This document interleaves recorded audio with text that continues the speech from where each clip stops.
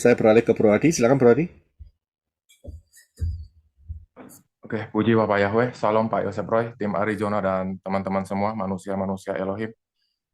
Pak Yosef Roy, kita tahu roti tidak beragi itu adalah Yesua Hamashiach. Betul. Maka dari itu, saya ingin membacakan kembali 1 Korintus 5 ayat 8.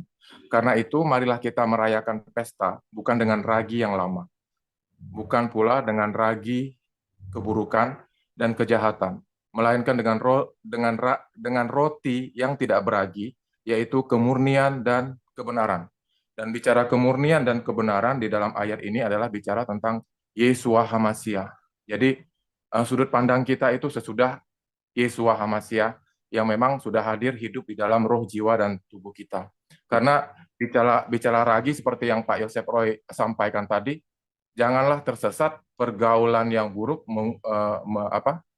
bisa mengubah kebiasaan yang baik.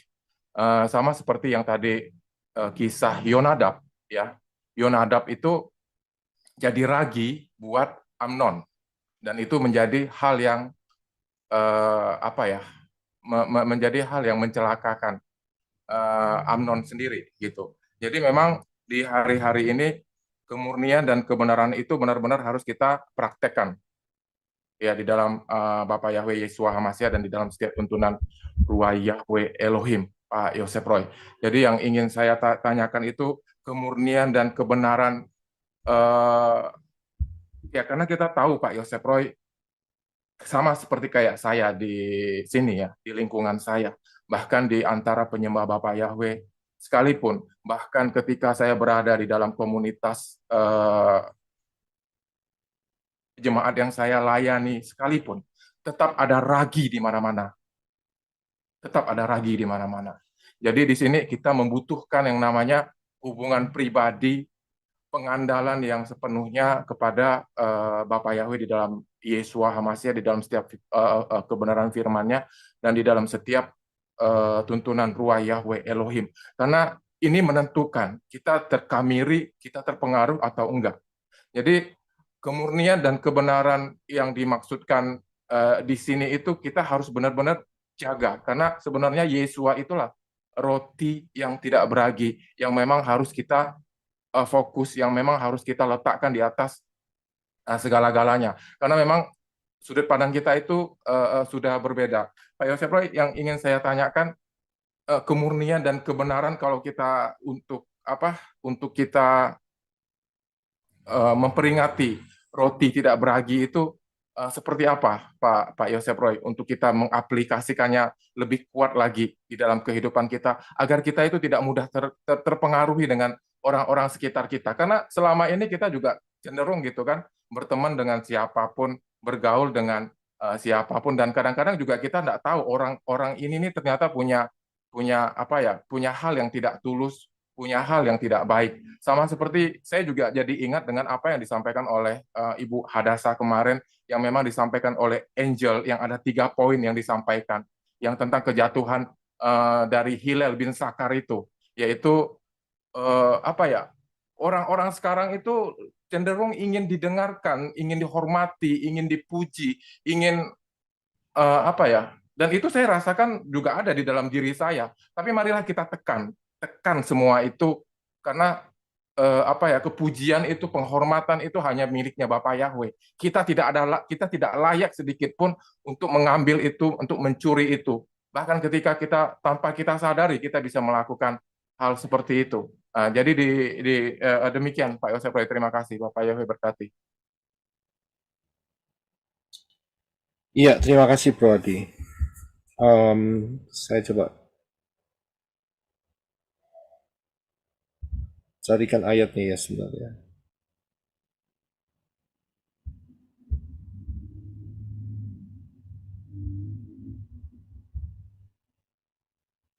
Ya, dua hal yang harus kita perhatikan. Yang pertama adalah pengajaran. Seperti yang kita lihat tadi ya, Yesua mengatakan, hati-hatilah dengan ragi orang Farisi dan Saduki. Pengajaran. Ya, karena dengan pengajaran itu seolah-olah baik, tetapi kita nggak tahu ada apa di balik itu. Begitu. Kita harus peka di dalam pengajaran. Karena itu penuhilah diri saudara dengan kebenaran dafar Elohim.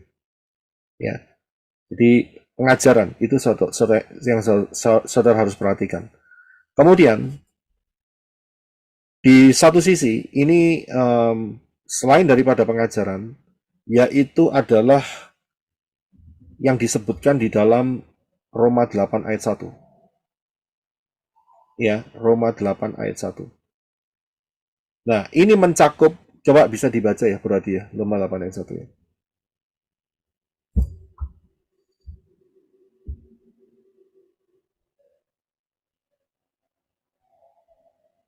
Oke, Pak Yosef, Roma 8 ayat 1. Oleh karena itu, sekarang tidak ada penghukuman bagi mereka yang ada di dalam Hamasia Yesua, yang tidak hidup menurut daging, tetapi menurut roh. Amin. Jadi bisa lihat ya. Tadi kita lihat di 1 Korintus kan, ragi itu apa? Ya kan? Berarti berhubungan dengan hidup lama, ragi lama. Ya kan? Kejahatan dan keburukan. Tadi kan disebut seperti itu. Dan itu merupakan hidup lama saudara dan saya. Kedagingan. Ya. Itu mencakup apa saja ya, saudara bisa tahu sendiri loh. Kedagingan itu apa saja begitu. Termasuk yang satu ini ya. Termasuk yang satu ini. 1 Korintus 5 ayat 6.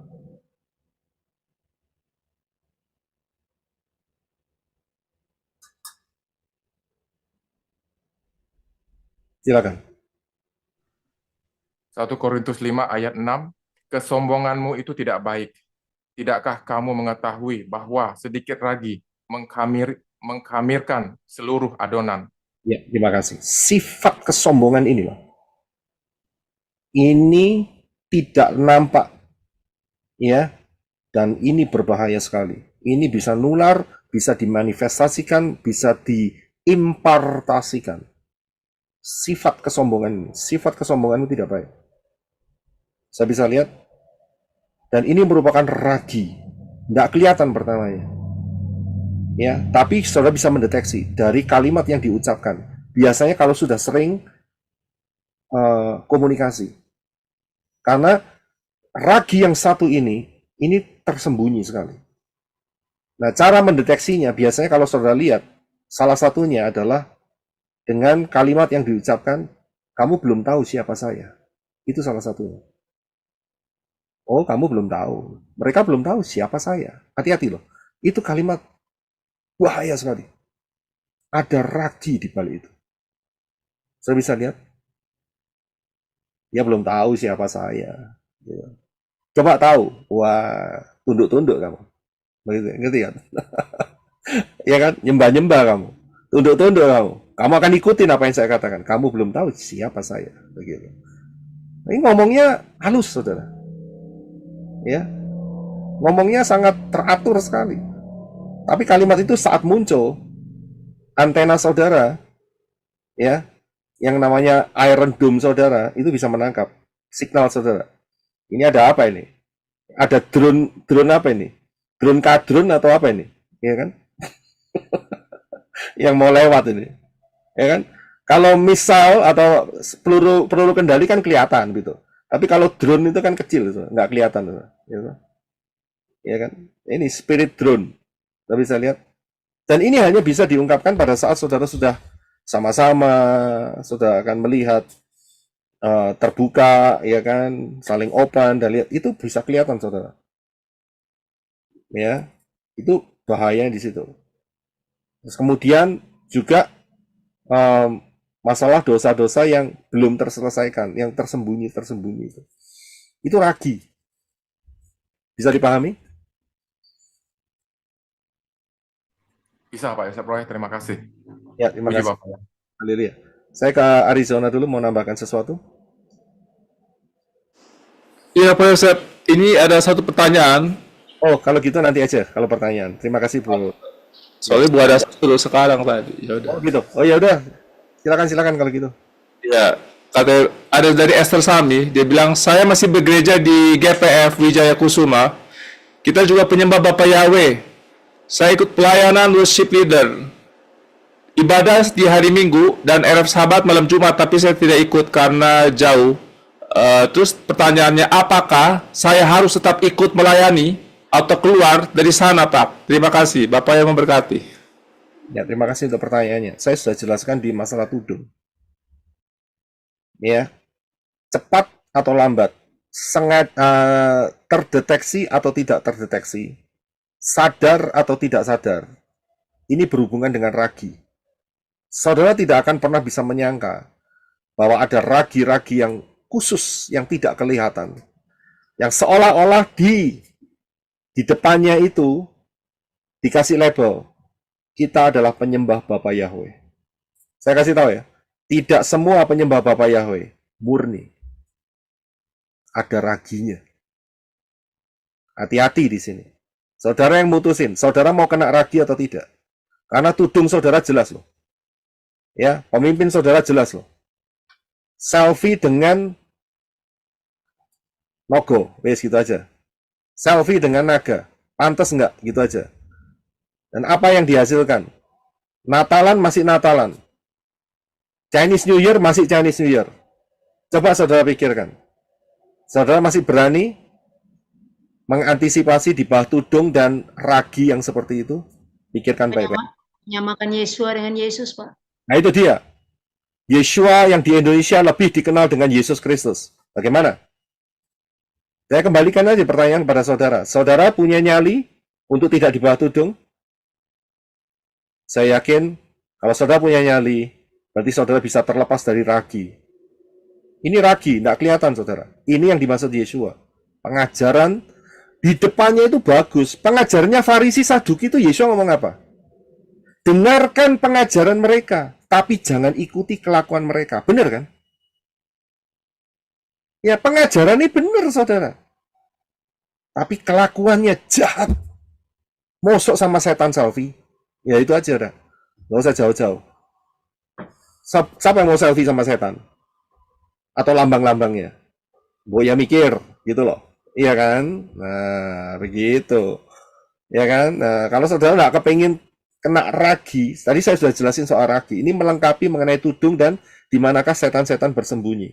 Saudara pasti akan punya kejelian di sini. Apakah saudara masih mau terkontaminasi dengan ragi?